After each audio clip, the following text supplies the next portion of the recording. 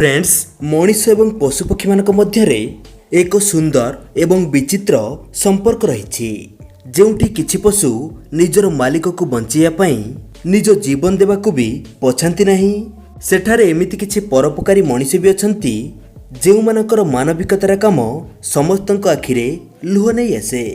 आज रही धमाकादार वीडियो रे आपण मानविकतार एमिति किछि काम देखिबे जेउठी मनीष माने भगवान को रूप रे निरीह पशु मानंकु नुआ जीवन देदेले। मु आपन को 100% ग्यारंटी दउछि एही वीडियो को देखि साला परे आपन को आखिरु खुशी रे लुह झरी आसीबो। भविष्य रे एमिति मजादार वीडियो देखिबो को चाहुतिले चैनल को एबे सब्सक्राइब करंतु ता डाहाणे थिया घंटी चिन्ह को ऑन करी ऑल ऑप्शन ऊपर सिलेक्ट कर दियंतु। जनवरी 2020 रे कनाडार आल्बर्टा रे भारी बर्फपात परे केंडाल डेविस नामक जड़े व्यक्ति निज कार रे घर को फेरुथिले। एही समय रास्ता कड़े तीनिटी बिलेई छुआ बरफ रे पड़िथिबार तार नजर को आसिला। एमानक लांज एवं गोड़ भी बरफ रे जमी सारिथिला जहा द्वारा सेमाने हली पारु नथिले। बरफ को तरळाइया पई तांको पाखरे कोनोसी जिनिस नथिला। शेषरे निज कार भितर थिबा उषुम कॉफी को से बरफ रे पकई देले।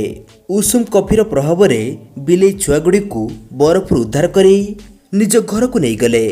गोटिए पटे कोनोसी निर्दयी लोक एही तीनिटी बिलेई छुआ को मरिया पई छाड़ी देइथिला, किंतु अन्य पटे केंडाल भली लोक जगु एमाने बंची गले। एमिति सुंदर हृदय थिया व्यक्ति को पीके फ्री चैनल तरफ सलाम अटे। अगस्त 2020 रे कर्नाटकर राजन हिल नामक गाँव रे एक विचित्र घटना देखिबा को मिलिला। एठारे गाँ पाखरे थिबा डैम रे गेट खोलिबा जगु जलस्तर बढ़ी गला एवं गाँ रे बन्या परिस्थिति सृष्टि हैला। एही समय गाँ लोक माने देखिले जे बन्या जगु गोटे गछर पाखापाखि 100टी मांकड़ फसी जाइछंती।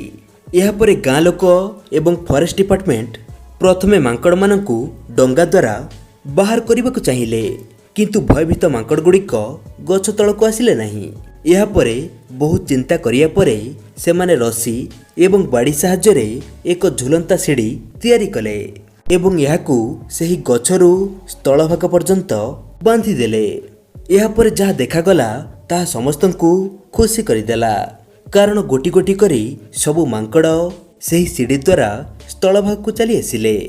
एही घटना सेतेबेले देखियाकू मिलिला जेतेबेले नवेम्बर 2018 रे रशियार उलान उडे नदी जमिया परे सेठारे एक हरिण फसीगला, किंतु आजी ता भाग्य रे मृत्यु लेखा नथिला। एही समय पाखरे रहुथिबा आलेक्सेज नामक जड़े परोपकारी लोकर नजर एही हरिण उपर पड़िला। से एवं तार सांग माने बरफ को मेसिन द्वारा काटी हरिण को बाहर करदेले। केवल बाहर करदेला परे तांको काम सरिला नहीं। हरिण देह अत्यधिक थंडा हो जाइथिबारु से चली पारु नथिला। या पर से युवक माने निया जाली हरिणर शरीर को गरम कले।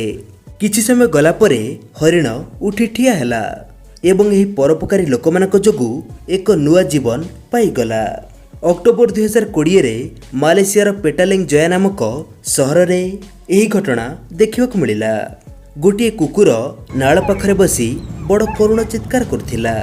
कुकुरर कांद शुणी पाख दे जाउथिबा जड़े परोपकारी युवक सेठाकू आसिला।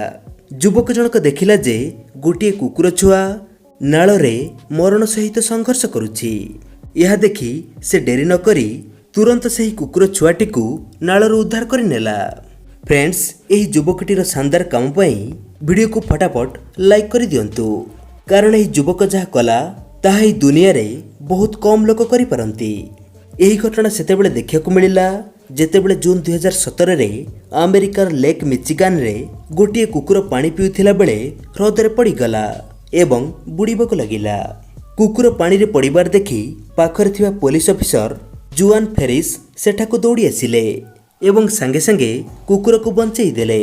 फ्रेंड्स एही वीडियो आपण को हृदय को निश्चय छुई जाइथिबो। वीडियोर नेक्स्ट पार्ट देखिବାକୁ चाहुथिले कमेंट रे पार्ट 2 लिखि दियंतु।